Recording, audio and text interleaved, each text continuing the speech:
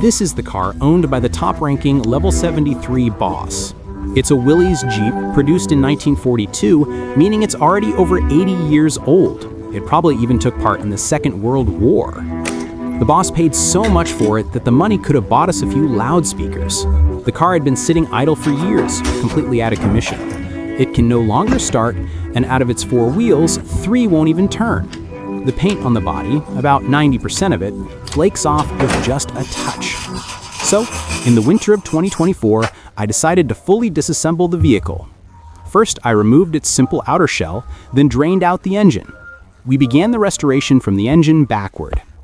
Looking at this engine today, its workmanship is extremely rough, and the oil inside was thick and black. Who knows when it was last changed? Luckily, the reason it couldn't start was that its valves had rusted and seized up. There are 8 valves, and 6 of them were completely stuck. I polished the valves 3 times until they met the conditions for starting again. When cleaning the engine, I even had to call upon my clone to help. Together we cleaned every inch of the engine inside and out. Now it finally meets the conditions for a full restoration. Next, we can start reassembling it. This engine was specifically designed for World War II, and its internal structure is much simpler than modern tractors, which explains its legendary reliability and also makes it fun to repair, almost like playing a game. After assembly, we drained it out, sandblasted the surface to remove rust, then sprayed a layer of high-temperature epoxy primer, followed by a factory original color coat. Finally, we mounted the engine and transmission together, marking the completion of their fusion. As an old poem would say, perfection side by side. I set the restored engine aside and moved on to the chassis. To save time, I towed it to a sandblasting shop for a full rust removal. After 80 years, the blasting revealed the bare steel along with blue rust stains across the frame. For badly corroded parts, I cut them out completely and welded in new metal shaped exactly the same. Then I repaired every other damaged area and, without waiting a moment, applied epoxy primer for rust prevention, followed by the factory original color coat. With that, the chassis restoration was complete. I installed the front and rear axles, then opened the rear differential cover to check the inside. The oil inside looked 80 years old too. No longer lubricating, just sticky like asphalt. I cleaned it out with gasoline, and fortunately the gears were still intact with minimal wear. After replacing the gasket and applying sealant, I reassembled it all. Now we can move on to fixing the problem of the 3 wheels that refused to turn.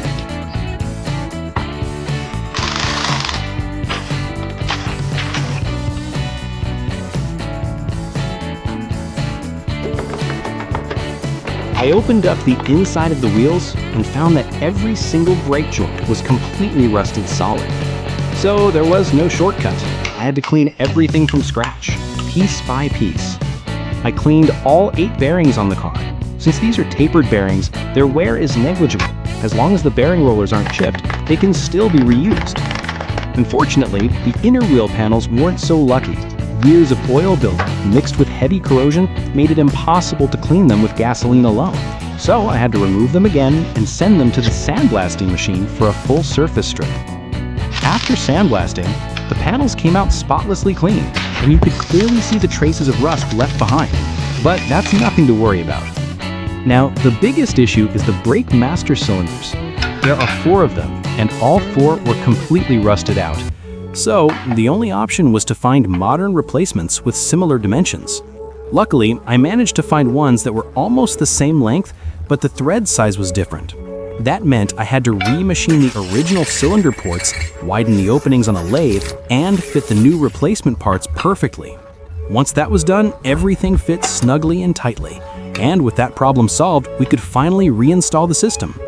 The brake assembly on this vehicle is astonishingly simple and reliable. As long as it doesn't go back into another second season of war, this setup could easily last another 80 years.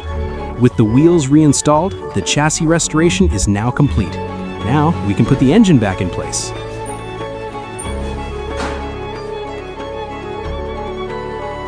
But if we want this 80-year-old veteran to run a few more years, we've got to reduce its wear and tear. For an engine, the most crucial part lies in that ultra-thin yet incredibly strong layer of oil film. As long as the film is strong enough, it can keep wear under control and protect the engine for the long run. Take my advice. Let's use good oil. It's never a loss to invest in quality here. If you don't know which to choose, go for Castrol Magnatech Full Synthetic. It's a best seller for a reason. Now that the engine assembly is nearly complete, it's time for us to try starting it up. Wish us luck!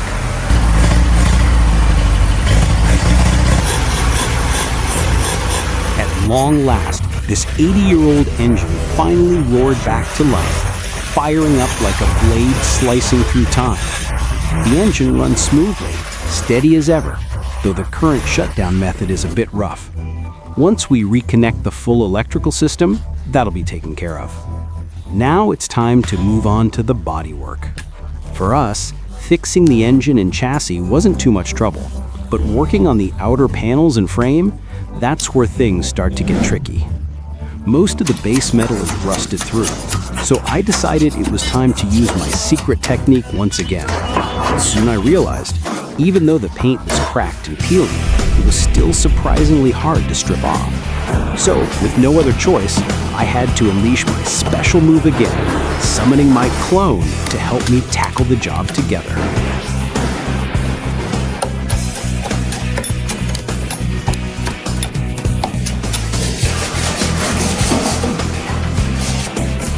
This thing was a real pain to deal with. No matter how hard we tried, it still wasn't coming off completely. So I said, forget it. Let's just take it for sandblasting. In a moment, we'll use fine-grained sand to blast the side panels until the surface reveals its bare metallic color. Pure, raw steel. And I want you to remember this moment. How it looks now. Worn, weathered, and full of history.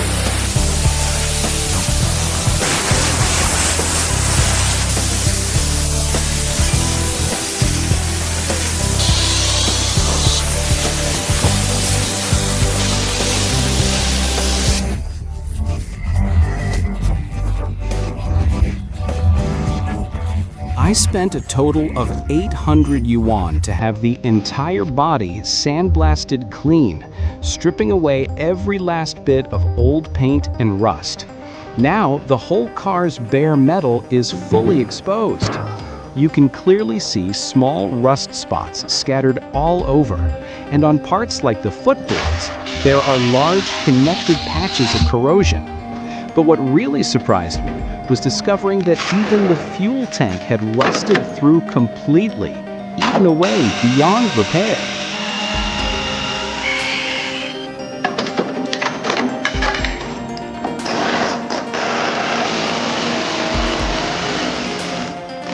I measured the thickness of the body panels. Turns out they're a solid 1.6 millimeters thick. So now I need to get a new sheet of steel of the same size and restore it according to the original shape. This car really is an 80-year-old troublemaker, full of hidden problems. It seems to rust out only in the most critical, load-bearing spots just to give us more headaches. So the only solution is to cut out the corroded sections, then fabricate and weld in new panels that perfectly match the original contours. Seamless and precise, just like it used to be.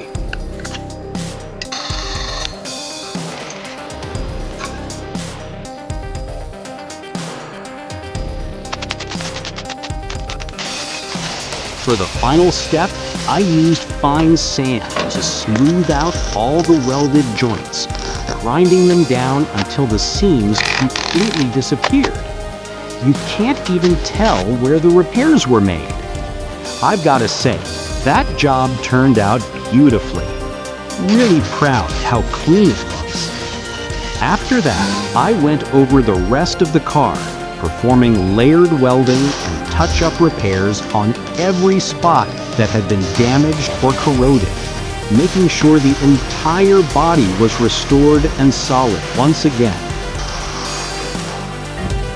With that, the side panel repair was finally complete. I didn't waste a single moment, Immediately rolled it out and sprayed on a thick layer of epoxy primer as the first line of rust protection. I made sure to apply the primer extra thick, hoping it'll stand strong for another 80 years. Then, over the surface, I added a thin coat of putty to level out any minor unevenness, ensuring the entire body stays perfectly smooth. Now it's ready for the next stage, sending it to the paint booth to apply a factory original color top coat, just like it looked when it first rolled off the line.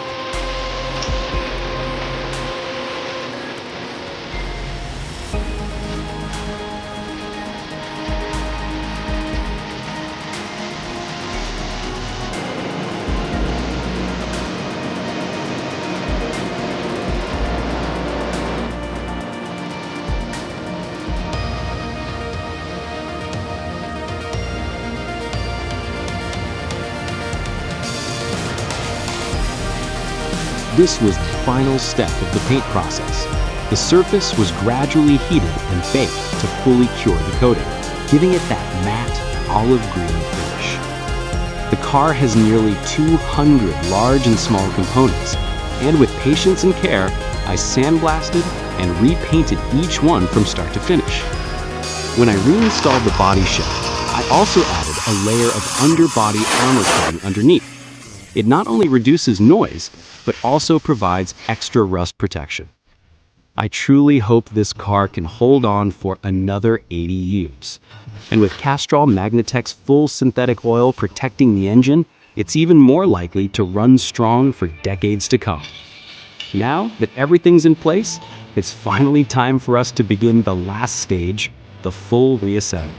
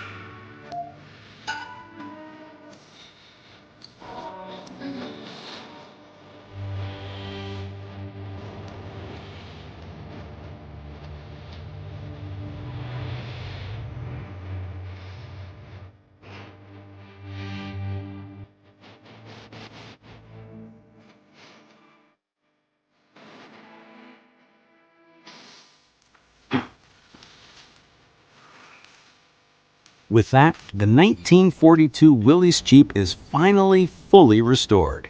The process was brutal. I went through hunger, running around, sweating, getting knocked around, everything. But the sense of accomplishment is huge. I also tracked down all the car's parts, a grease box, emergency iron wire, that rear gadget, an auxiliary fuel tank, a spare tire, and a fire extinguisher. Now, I'm going to take you for a spin in this 80-plus-year-old old fella.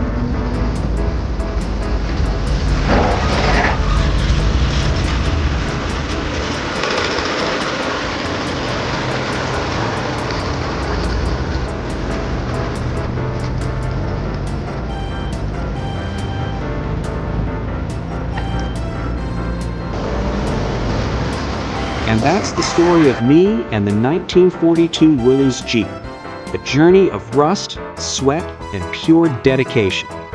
Thank you for your help along the way. I wish you good health and great fortune.